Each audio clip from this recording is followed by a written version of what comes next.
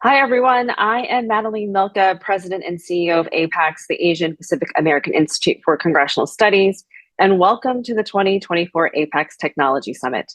This summit brings together nonprofit and corporate leaders, subject matter experts, and elected officials to engage in bipartisan policy discussions about the complexities and diverse challenges and opportunities across the evolving tech landscape. We're honored to have a distinguished group of speakers who will share their insights and expertise on how technology has shaped our political, social, and economic considerations, and how it will continue to impact our communities in the future. From building our digital infrastructure in the US and preparing the workforce of the future, to authentic digital representation and cybersecurity concerns, this summit will unpack the most pressing issues in the technology sector through the lens of how they impact our Asian American, Native Hawaiian, and Pacific Islander community. I'd like to extend my sincere thanks to our summit partners, Accenture, Airbnb, Amazon, Apple, AT&T, Charter, Comcast, CTIA, Dell, Google, Microsoft, Netflix, TikTok, Toyota, Walmart, and all of our special guest speakers, panelists, and moderators.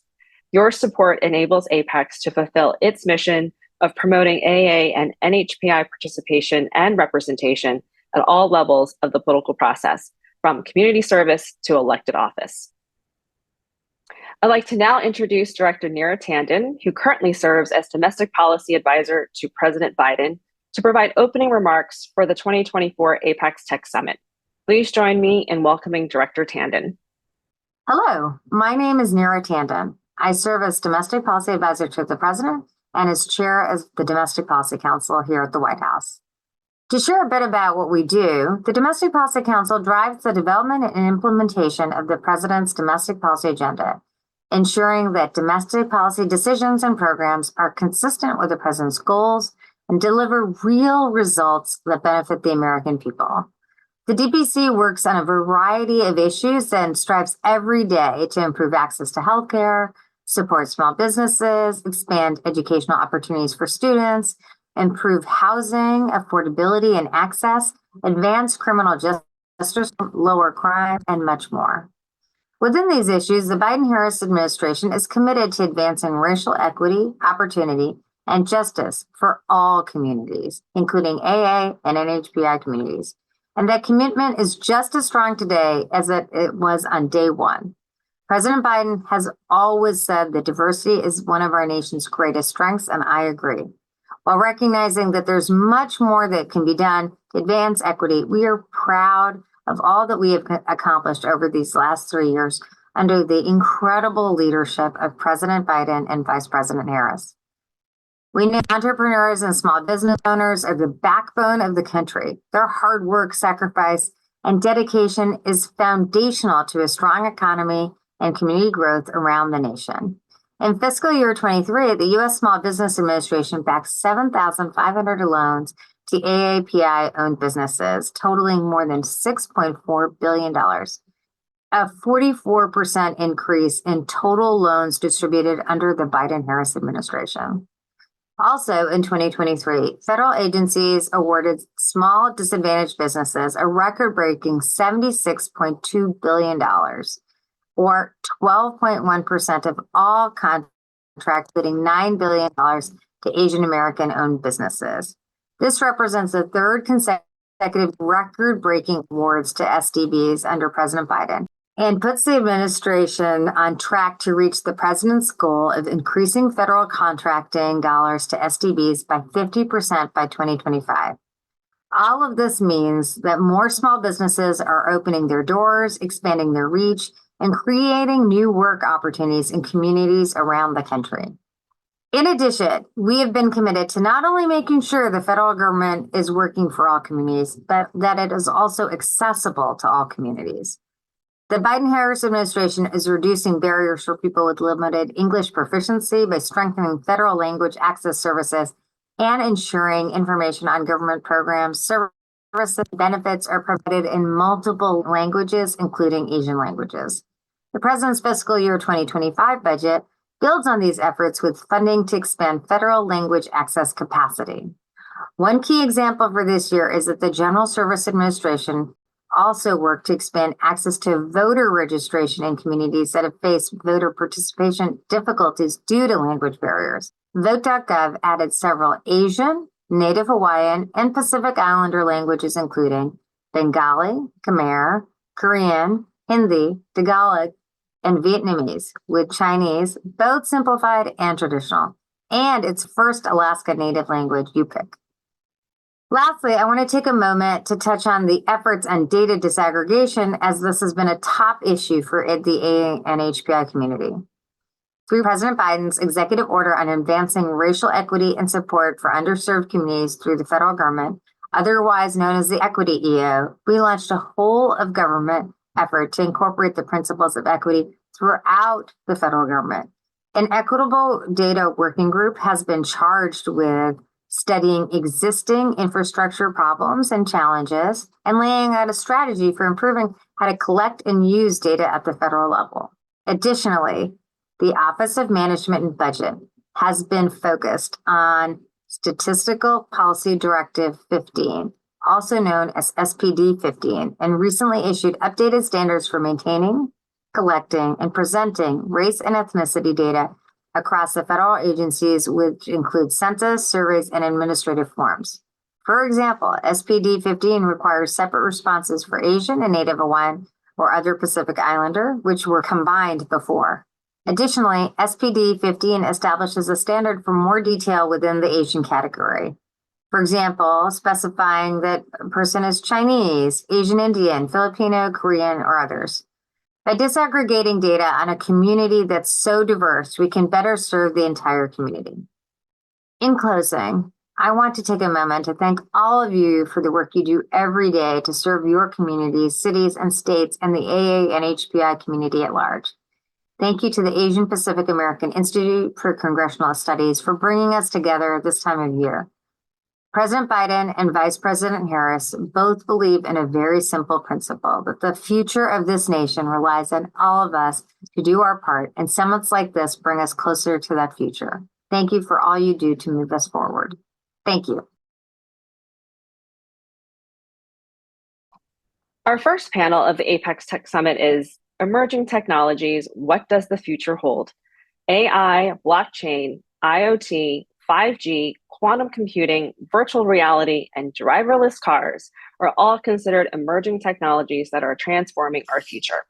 This panel will discuss the potential impact of emerging technologies and potential opportunities to address the needs for the AA and NHPI community, including language access and solutions for our growing aging population. It's now my pleasure to introduce Congresswoman Pramila Jayapal. Congresswoman Jayapal represents Washington's 7th Congressional District and is the first woman of South Asian descent to be elected to the United States House of Representatives. She is one of only 24 naturalized citizens currently serving in the U.S. Congress. She serves on the House Judiciary Committee and the House Education and Workforce Committee. Please join me in welcoming Congresswoman Jayapal. I'm Congresswoman Pramila Jayapal, and I'm honored to represent Washington's 7th Congressional District in the House of Representatives, where I also serve as the chair of the Congressional Progressive Caucus. I want to start by thanking APAICS for inviting me to take part in your 2024 Virtual Tech Summit.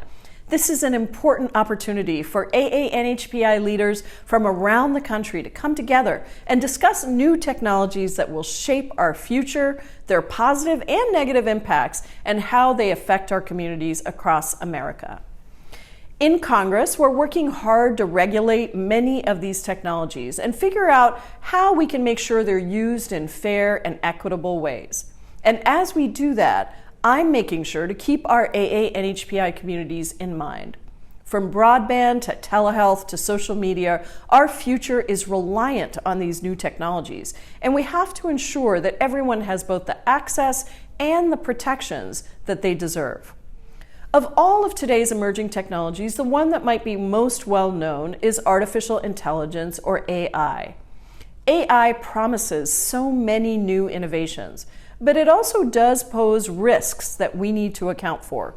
From data privacy to algorithmic discrimination, we need to ensure that this technology is used for good and treats all people fairly, no matter who they are or where they come from. We've already seen AI be prone to biases, specifically in perpetuating housing discrimination.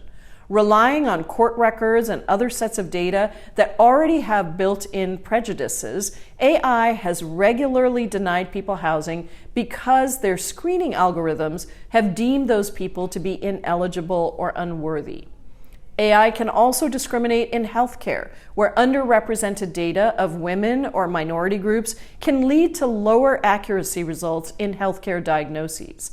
This puts real lives at risk. And so our work is to make sure that we do what is necessary so that these technologies aren't harming community members.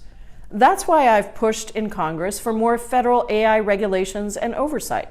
Last year, I called on President Biden to implement his AI Bill of Rights, a framework for the federal government's role in AI and how it can be used by federal agencies and law enforcement. I've also fought to ensure that AI technologies are not being built on the backs of exploited workers and that big tech companies give their employees good benefits and fair pay. AI, along with countless other emerging technologies, needs strong guardrails in place to stop discrimination. I'll keep working hard in Congress to make sure that we have the regulations necessary to protect the AA-NHPI community and the resources that we need to make these technologies available to everyone. Thank you again for having me, and have a wonderful rest of your summit. It is my honor to introduce Congressman Ami Bera. Currently, Representative Bera serves on the three key House committees in the 118th Congress: the House Committee on Foreign Affairs, the House Permanent Select Committee on Intelligence, and the House Select Subcommittee on the Coronavirus Pandemic. Additionally, Representative Bera serves on the National Intelligence Enterprise Subcommittee and the National Security Agency and Cyber Subcommittee. Let's welcome Congressman Bera to the APAICS Tech Summit.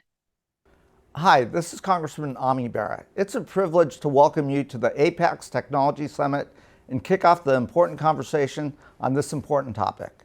As we look ahead to breakthroughs in AI, blockchain, 5G, quantum computing, and other emerging technologies, we have an incredible opportunity to shape the future for the better. These innovations have the potential to revolutionize everything from healthcare to education, and importantly, they can help address specific needs in the Asian American, Native Hawaiian, and Pacific Islander communities, like expanding access to language and supporting our aging populations.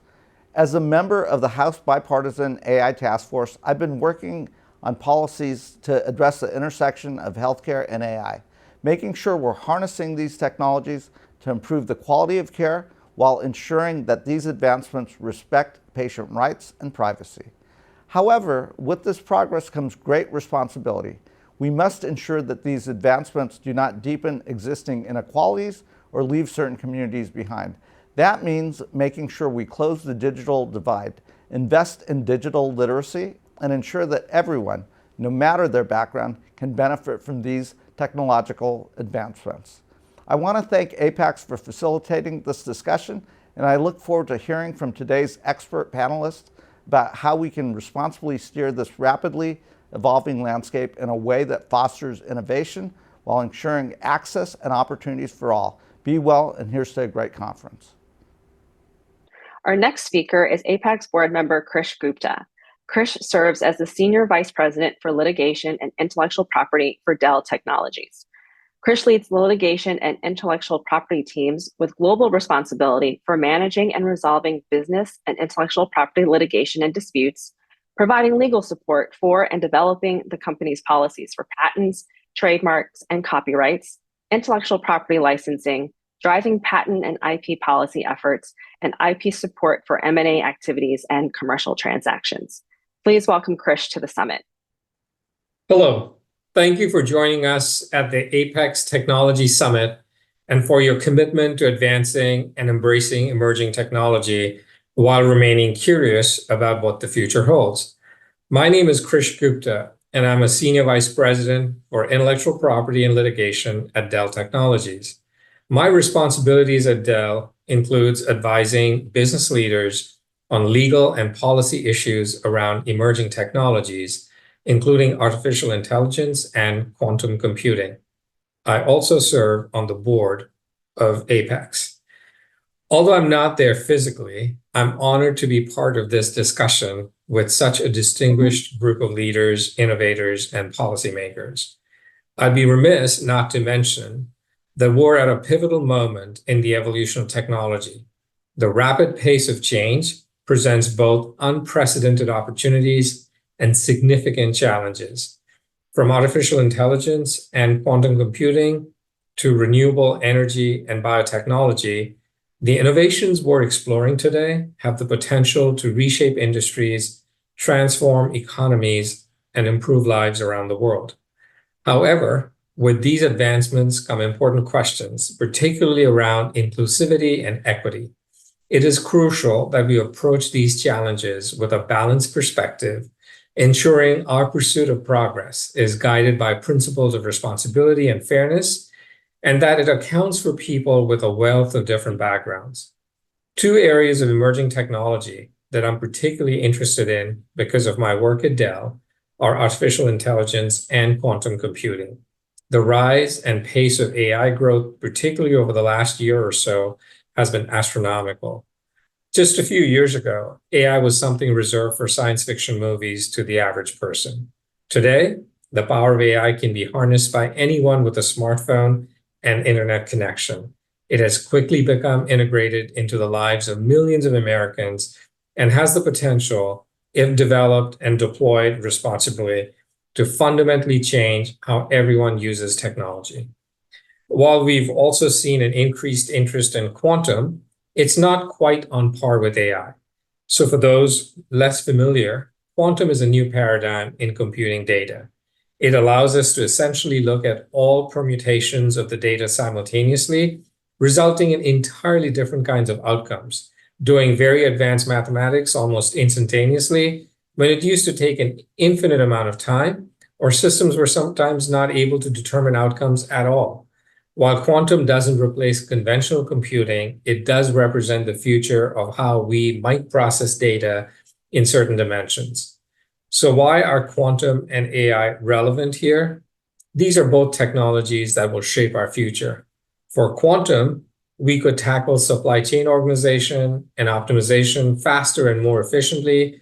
It could support in drug discovery, material science, and beyond. AI is the same. We're seeing this permeate almost every layer of our lives, and it's critical that we prioritize investment, innovation, and evolution of collaborations and partnerships to let the technology flourish. For both of these, we need to focus on nurturing and upskilling APA talent, equipping our workforce with AI and quantum expertise across sectors to allow us to keep pace with the rapid evolution of the technology and continue to drive human progress. Today, as we delve into discussion, I encourage each of us to consider not only the technological possibilities, but also the broader implications of our work. We need to keep the Asian American and Native Hawaiian Pacific Islander representation and other represented groups top of mind across industries and tackle the challenges, like misinformation and bridging the digital divide. We'll continue to explore how new and evolving technologies and legislation are impacting our industry and what our partners are doing to adapt to these changing conditions. One of the things I admire most about APAICS Technology Summit is that it provides a unique platform for collaboration and dialogue. It is an opportunity for us to align our efforts, share insights, and develop strategies that will drive the future of emerging technologies in a positive direction. Let's work together to ensure the benefits of these technologies are widely distributed and that our innovations reflect the diverse needs and interests of our communities. Thank you once again for your dedication and participation in today's panel. I look forward to seeing all that comes out of this year's summit and how we can continue to forge a great path and continue to advocate for those in the APA community. Thank you for all of your remarks. Our moderator for this panel, KJ Bagchi, serves as Vice President at the Center for Civil Rights and Technology at the Leadership Conference on Civil and Human Rights. Prior to this role, KJ served as Vice President of Technology Policy at the Chamber of Progress. He is a veteran of Capitol Hill and public interest organizations, which includes his role as Senior Policy Counsel at New America's Open Technology Institute. As a point of privilege, it's always a pleasure to welcome an APAICS fellow alum. Please give a warm welcome to KJ and our group of panelists. Thanks, Madeline, and congratulations to APAICS for hosting another great summit on technology and its impact on our communities. I'm joined by an esteemed panel of experts who have been thinking about the role that emerging technology plays in the lives of AA and HPI communities, whether the discourse is about AI, blockchain, IoT, Internet of Things, 5G, quantum computing, virtual reality, or driverless cars. We know that our future looks very different than it has the past few decades. Today's conversation is an opportunity to take a deeper dive into understanding what the impacts of evolving technology can be for us, not only from an optimistic and hopeful perspective about the best outcomes, but also about what we must educate ourselves on in order to ensure that evolving technology is inclusive of all of us. From the actual impacts of using this technology to understanding our communities better, emerging technology will alter our lives in many different ways. And to take a deeper dive into the conversation, I'm excited to be joined by three panelists. I'll quickly introduce them and then we'll jump into the conversation. Shreya Singh Hernandez, who's Tech Equity Research Manager at Aspen Digital, a policy program of the Aspen Institute. Charan Lota, Group Vice President and Executive Chief Engineer, Connected Technologies at Toyota Motor North America. And Saad Hassan, Managing Director with Accenture Federal Services. Now, to kind of bring us into a little more context, it's important to point out that, in 2020, Nielsen put out a report about Asian American consumers and wrote, quote, "As early adopters of technology, Asian Americans are more digitally connected and trying new platforms and services, making them a valuable audience segment to content creators and distributors alike." So Charan, what excites you most about the potential we see with emerging technologies? How do you see the upcoming and developing products and tools bettering the lives of communities of color, but especially Asian American, Native Hawaiian, and Pacific Islanders? Yeah, KJ, it is indeed an exciting time to be alive. There's a lot of change happening all around us, and the thing that excites me the most is, as technology emerges, of course, there's some baselines like connectivity and having, access to computers. It is becoming more ubiquitous, so that's a really good thing. We still have some gaps that we need to close out there. But the simple fact is information is always power. And the fact is that we can, in today, through various technologies, we can get not only a huge amount of information at our fingertips, but there's different ways that information is also being delivered. When you think about 5G, you mentioned that quickly, information getting to you faster, no longer having to wait for slow downloads or having any concerns or worries about bandwidth, those are slowly disappearing. But just the fact of how information is now shared with us, it used to be a web search. You can find information, but then you have to do more information and more information. It was kind of akin to, if you compare it now to AI, kind of like going to the library, when I was in school and having to get the little, the microfiche or whatever and having to go do research. But AI is bringing a new way to essentially, it remembers what you're searching about. It remembers you. It remembers the way that you learned. There's all these things that are generally working in a way for us to get more information, not only more rapidly, but more curated for us. So to me, that's really exciting. I don't think I've heard the word microfiche in a long time, so I appreciate you. I aged myself. I'm gonna pretend like I don't know what that word is, just to not age myself here. But no, I appreciate the context there. Shreya, I would love to bring you into the conversation as well. I'd love to hear your perspective on how you see emerging tech having innovative benefits for our community, but also in terms of just understanding our community better, such as through data disaggregation. Yeah, thank you so much, KJ. It's an honor to be on this panel alongside Charan, Saad, and yourself. My work focuses mainly on data equity, and I'm really excited by the potential of emerging technology to better analyze the massive amounts of data that we have out there already and that are continuing to be created on our communities. I think this is starting to result in an incredibly personalized experience, whether it comes to reducing the administrative load that a single person has to do to receive benefits or services or even access products, on a day-to-day basis to making a future that is holistically caring for our communities. I think in terms of innovative benefits and data disaggregation, one of the things that we're facing in terms of the API community today is the model minority myth. We have this idea that all Asian Americans and Pacific Islanders are doctors, lawyers, engineers, housed, speak English well and fluently, are employed, are insured, etc. And I think with better data practices, better data disaggregation, we can get truly to the intersectional level of data that would allow us to acknowledge the realities of our communities, to see the whole picture, the holistic reality that Asian Americans and Pacific Islanders and Native Hawaiians are facing in the United States. I think also with this comes new regulations, new standards around data practices. Our current standard across the board is everybody is an Asian American, Pacific Islander, Native Hawaiian, sometimes all together in this conglomerate group. And I'm really excited for the tide to come. We're seeing this at the OMB already for that conglomerate group to be disaggregated into the smaller units that allow for our community to be truly seen. I'm also incredibly interested in the intersectional data that comes with that. For example, how are we looking at Asian American, Pacific Islander, Native Hawaiian, older adults? This was something that the Pacific Islander community really looked at during the COVID crisis in 2020. How do we make sure that we're gathering data on the experiences of Southeast Asian American women coming from Atlanta? How do we make sure that we're protecting from online attacks, sexist attacks against parts of our community? So I'm really excited about data disaggregation, about supplementing the data that we have, making it more granular, and also the protections that I hope are becoming more available. No, thanks for that, Shreya. So Saad, Shreya made reference to the fact that, when you think about the AA and HPI community, we're thinking about our aging populations. As we think about a lot of the sort of the benefits of this technology, it's of course very exciting, but we know that there will be implications when it comes to the workforce.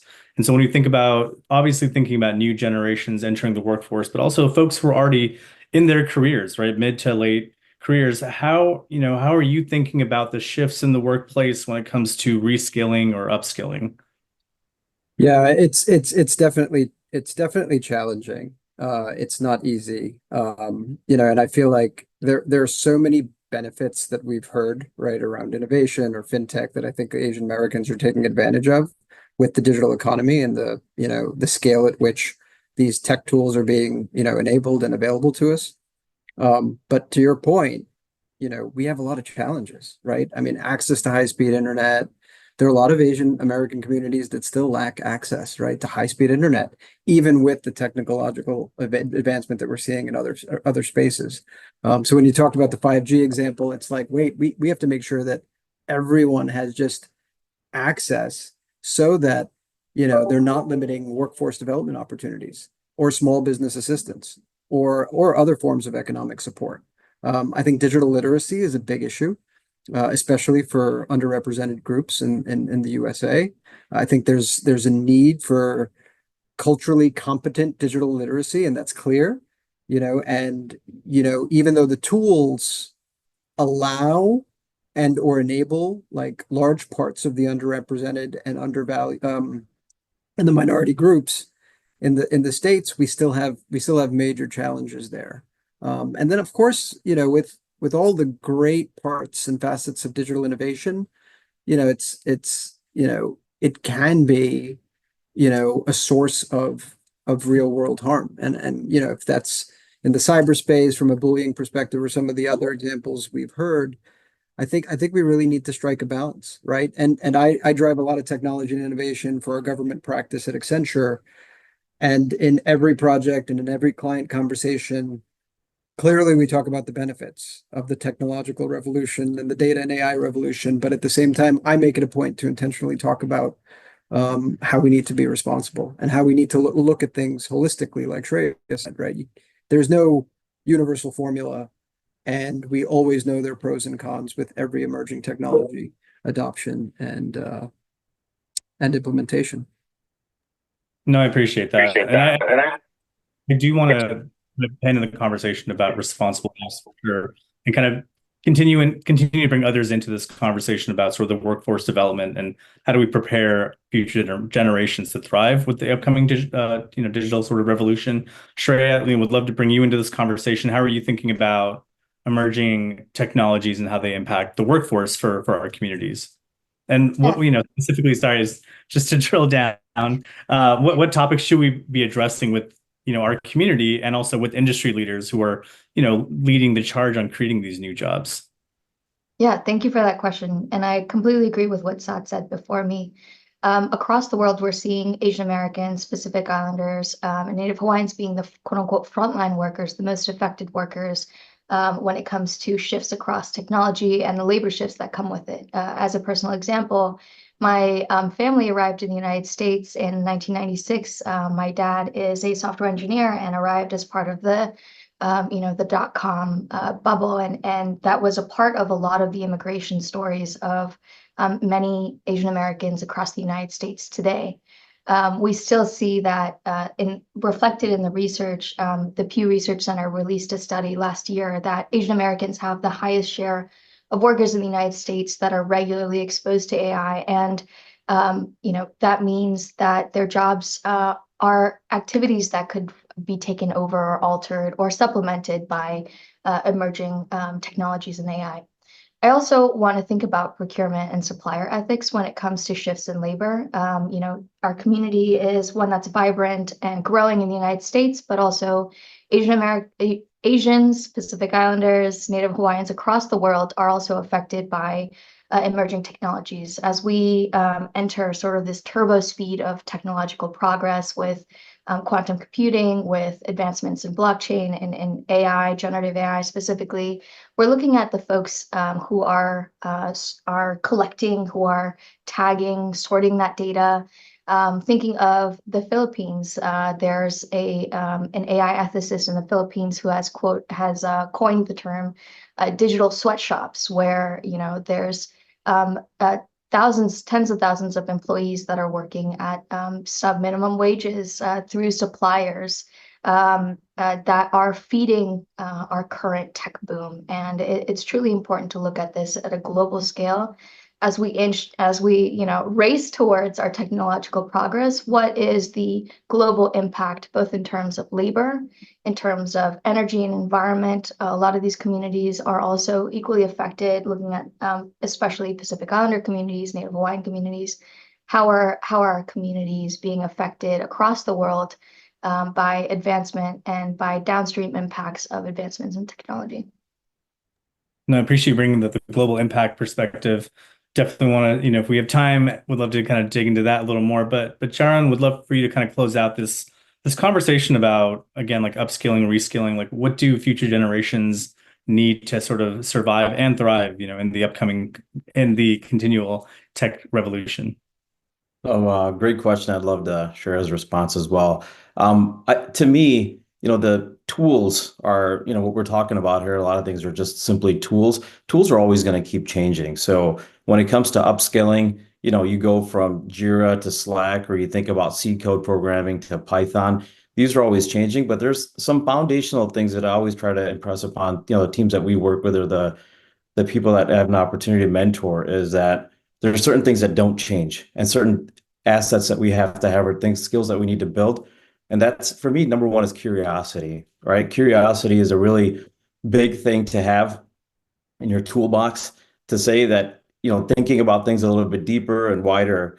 So I always ask everyone that I'm talking to, hey, you can pick up a skill like tools, like, you can learn how to code probably in Python. We got so many bright people, probably in a matter of weeks or months. But curiosity, always try to think about, hey, why does that thing, and how did it get here? Additionally, networking is so important, especially within our community, but even going broadly outside our community, have that even more diverse perspective. And that also helps to educate outside as well about, what are the factors, or what are the things that really do impact our community as well.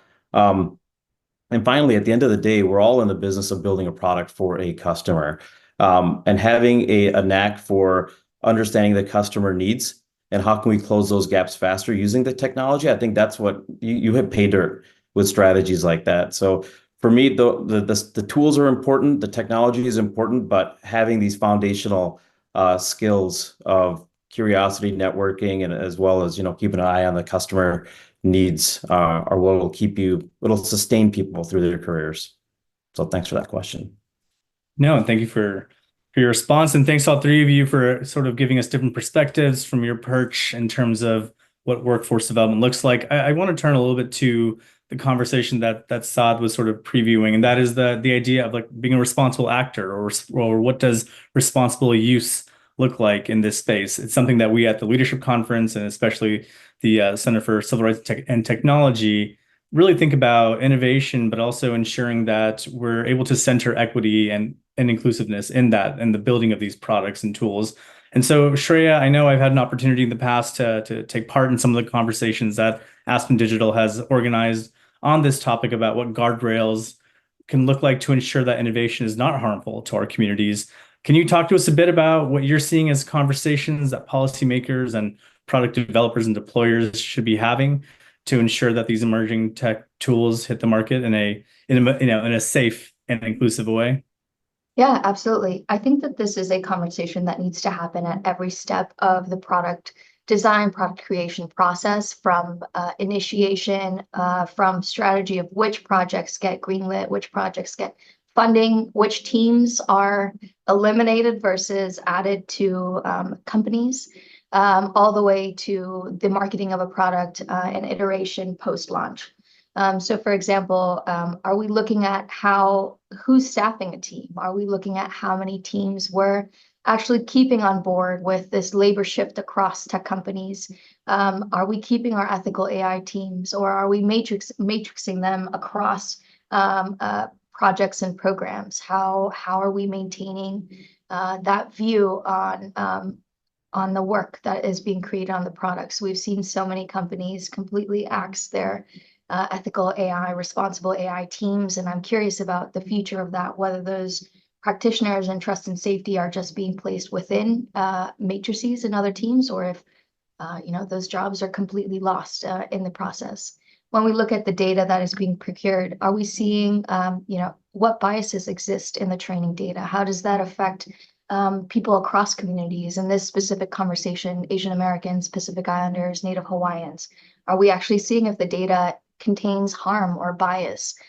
There's so many examples in the generative AI space where there's historical bias that's been reflected in the images, the videos, et cetera, the text that's been created, that's been generated out of this artificial intelligence. When we look at product design, evaluations, red teaming, are we making sure that folks with limited English proficiency, which is a large portion of our community, are they being brought into the process? Are they being brought in as testers? Are these tools that are being created, are they accessible to everybody in our community? Are they accessible to folks with low data usage? Are they accessible to folks in rural areas, for example? And then finally, in rollout and iteration and evaluation, are we making sure that communities have access to the data, and not only the unstructured data, but the insights that are pulled from them to sell to them, to market to them, to create products that hopefully will serve them? But what is the return? What is the consent and agency and ownership around the data that is being collected on our communities? I will point to a couple of folks doing amazing work. Dr. Ruman Chaudhry is doing amazing work on bias bounties. And then also, I have a list of folks that I can immediately think of who are doing really good work in this space, and would definitely recommend around reducing bias from the products that we are creating. Absolutely. And I'm going to take moderator's prerogative a little bit and add to your very robust answer. I do think that there also need to be conversations about, if we know that a product or tool or service is harmful, or what is being done to take that off the market to make sure it's not continuing. And I think a conversation that we really haven't, that we're trying to figure out at the Center for Civil Rights and Tech, is what role does investment play? What role do venture capitalists and other folks play? It's going to be very difficult to bring them, because they're not necessarily getting insight into what product development looks like. They're buying into an idea, a concept, and kind of pushing there. So something that we're also thinking through is like, how do you build responsibility not only in the development and deployment, but also just in the investment piece as well. And so I think there's a whole innovation ecosystem that we would all, we all play a different part in kind of, interacting with that ecosystem. So definitely important conversations. I do appreciate that we have Saad and Charan on this call, because as we talk about, Shreya did a great job of teeing up the conversation about what responsibility looks like. And Saad, for you working with sort of government entities, would love to hear a little bit more about what you were previewing earlier about sort of responsibility and responsible use. Yeah, I think, clearly depends on what client you're working for, what the mission is, and what their values are. But, I think I feel privileged to work with, in the federal space where every CIO or CTO of a defense client or a public safety client, right, or a civilian client, it seems like responsible tech is at the forefront, right, of their mission as they embark on these technological transformations.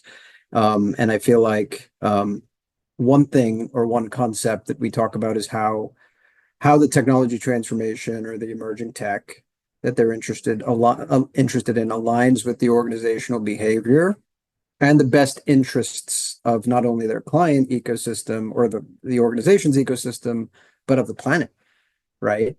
So I think there's a large underpinning of ethical values, consequences, what the positive, negative impacts are for the responsible tech, or what drives responsible tech, and how you can mitigate and reduce harm. It's not always easy, though. Anyone who says they've solved for how we're going to implement AI in a responsible manner, I think is naive. Maybe that's the right adjective I could use on this on this call. I'd use some other adjectives, right, over a drink. But we haven't figured it out as a society.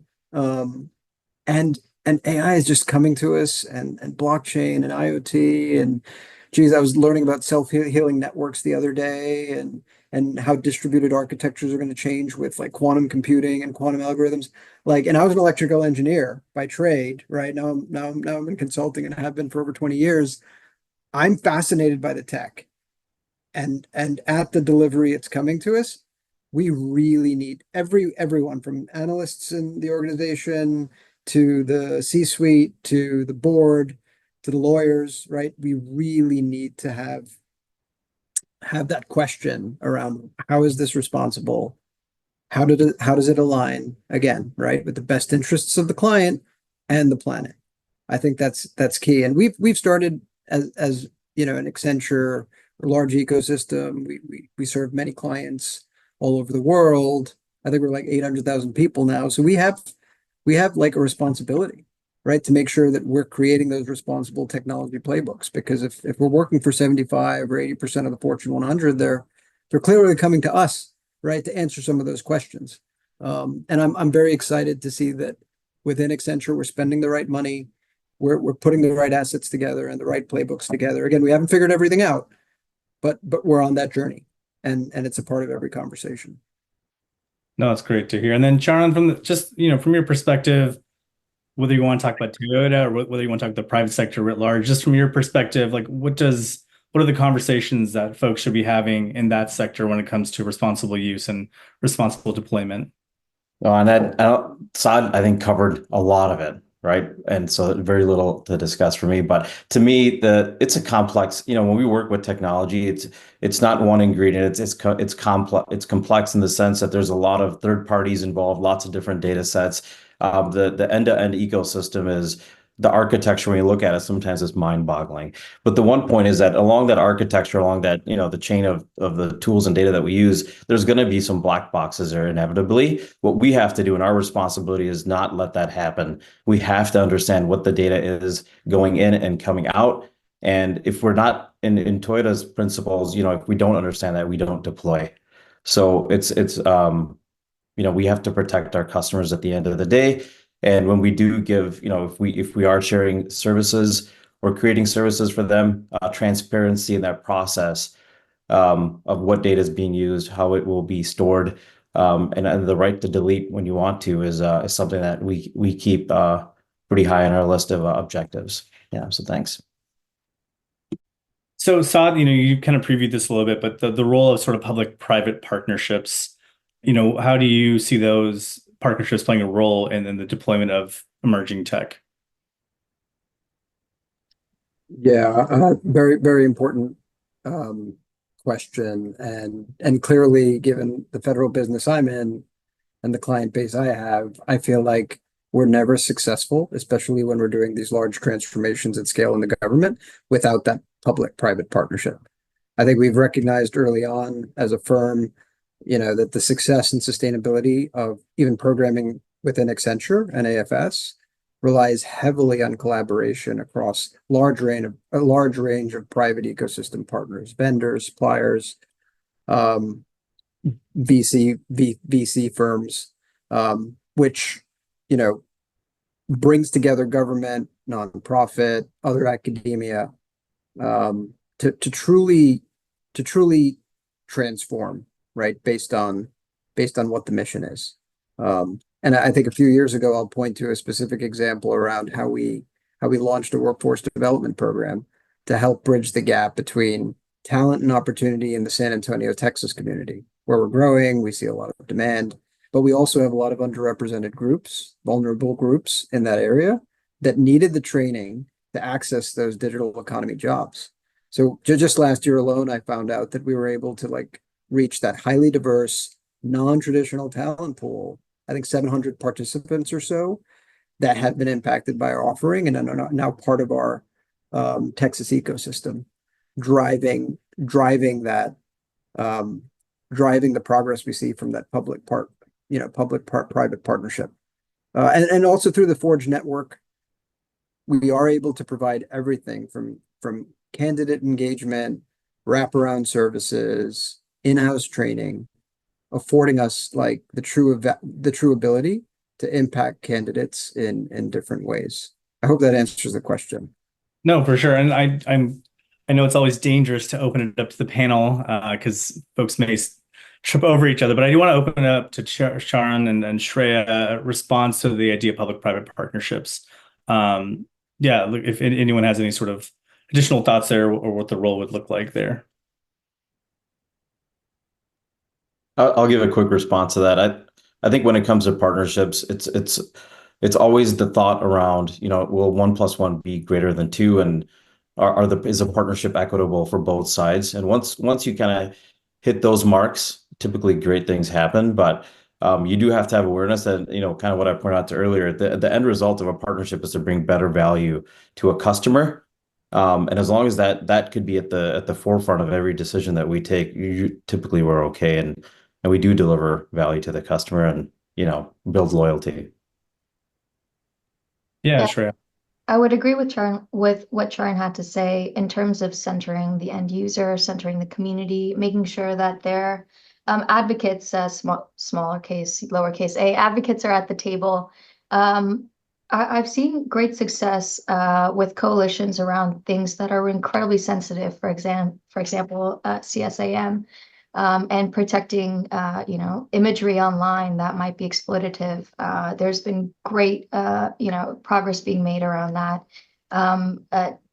Kids online, how do we make sure that we're protecting young folks online? That's a massive coalition that we've seen several pieces of legislature and also coalitions across tech companies beyond profit motives being created to protect the communities, to protect end users, and to make sure the civil society leaders are at the table.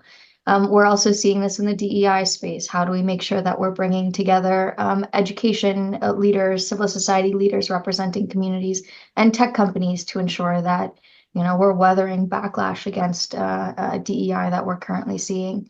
There's a number of coalitions that I've seen be incredibly successful that hold accountability and the end user, the communities at the center of the work, as Charan mentioned, and with that North Star, be incredibly successful in creating a holistically better environment for the communities they hope to serve. No, that's definitely you really gave helpful responses and thinking through what that looks like. I do want to stay on you, Shreya, on a slightly different topic. Working for a civil rights organization, I would be remiss if I didn't talk about the upcoming elections and the role that we see technology playing, right? We see candidates, both sides of the aisle, all sort of using digital tools to get their message out through ads.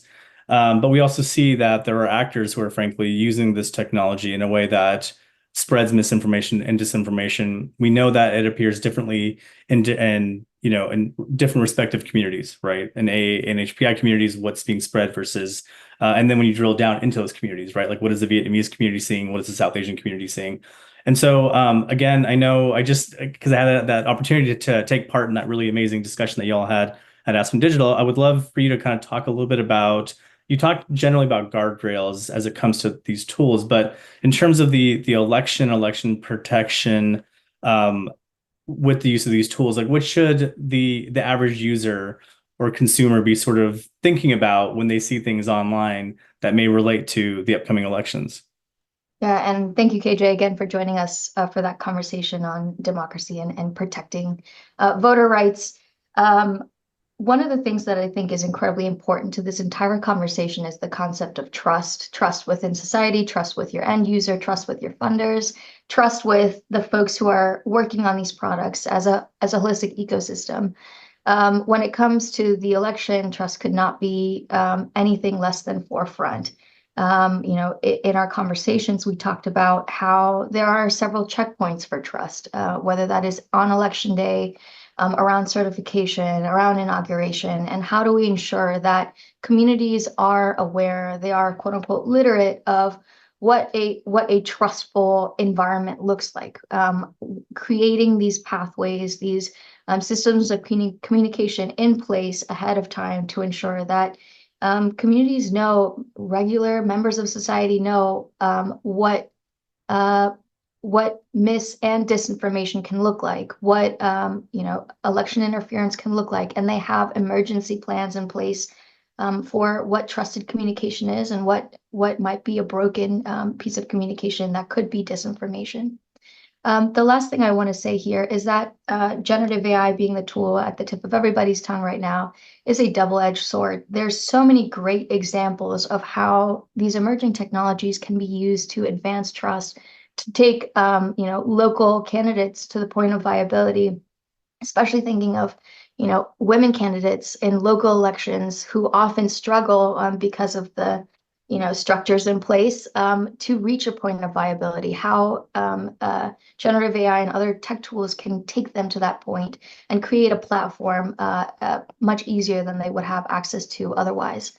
How generative AI can be used with humans involved, with communities involved, to do rapid message translation, to track mis and disinformation. So I think definitely taking the two sides of that sword of what are the benefits and what are the safeguards that we need to put in place.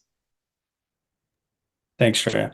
So I want to, before I give everyone an opportunity to kind of give kind of closing remarks regarding what communities should be doing to prepare for the advent of emerging tech, I do want to ask one question for folks to kind of mull over, and I'll go first to give people a little bit more time to sort of think through it. But Arvind Narayanan and Saish Kapoor wrote this book that's coming out in September called AI Snake Oil.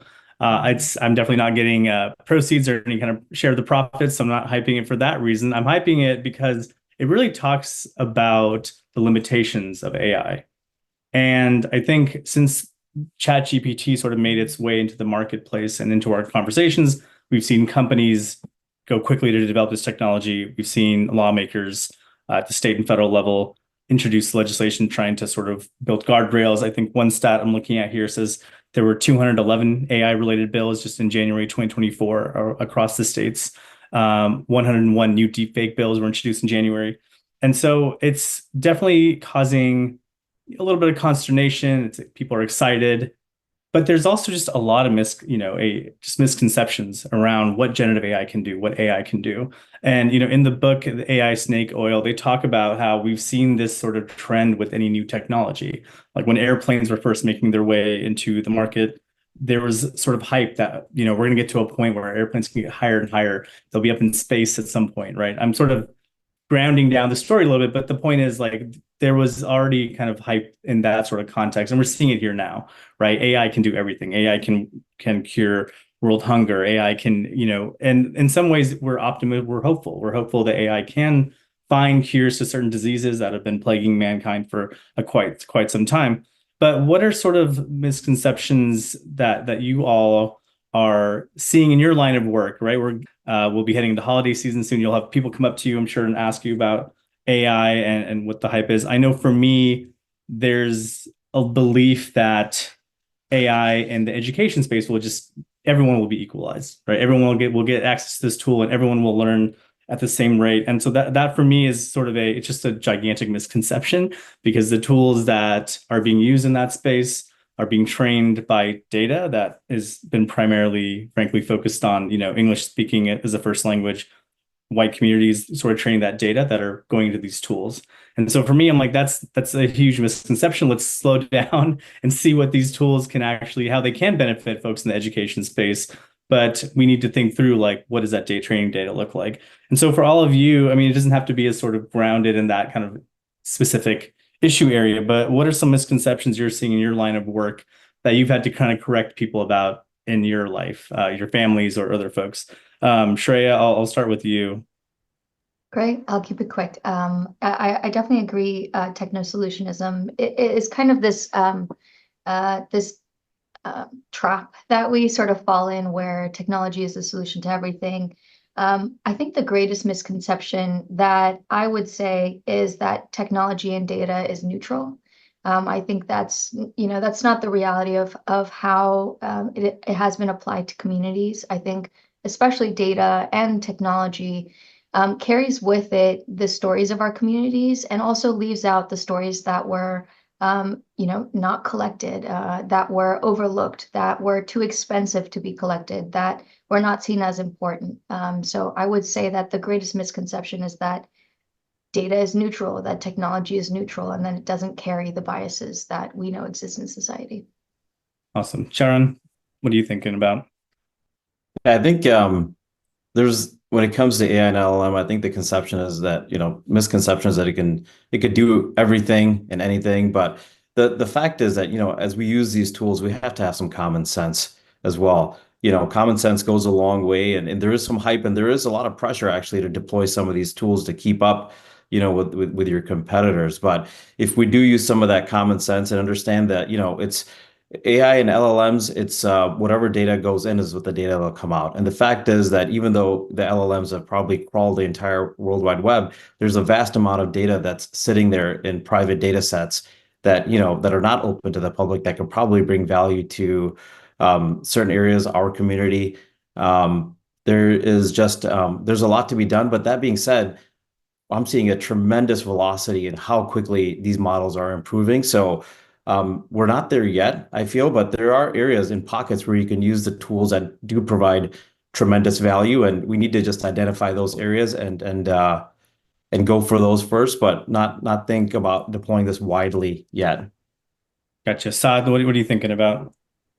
Yeah, quite a bit, and I agree with everything Charan and Shreya said. And I may repeat or reiterate some of the points, but everything I think about in this space is, I think we all know as technologists, or the technologists that at least play with the AI and the data ecosystem, AI can only be as smart or effective as the quality of data it's given, right? And Charan just said that. So I think we have to do, if we're leading a transformation, or we're talking to the senior clients who are decision makers, we have to make sure that we're not perpetuating bias in these models that are out there through testing, right? Where the data that is used is not biased, because again, it's this algorithm, the LLM, right? It's only as good as the quality of data it's given. And I've seen time and time again, where we've gone and we've trained an AI system with data that reflects certain society biases, prejudices, based on fake news, not fake news, right? It's tough to, ascertain what's what. That leads to discriminatory outputs. And I think we, as leaders in this space, we just have to make sure we're training those models, those LLMs, to better reflect what those society biases and prejudices are.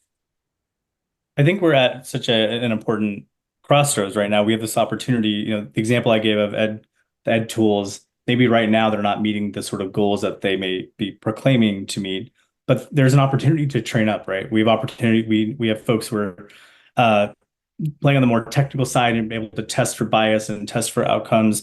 We have folks like you and your organizations who are talking about equity and making sure that we're inclusive. With that, I do want to give everyone a chance to kind of provide some closing remarks. What are folks thinking about? How do we ensure that our communities all benefit from the promise of innovation? And we'll go kind of round robin. Charan, what are you thinking about?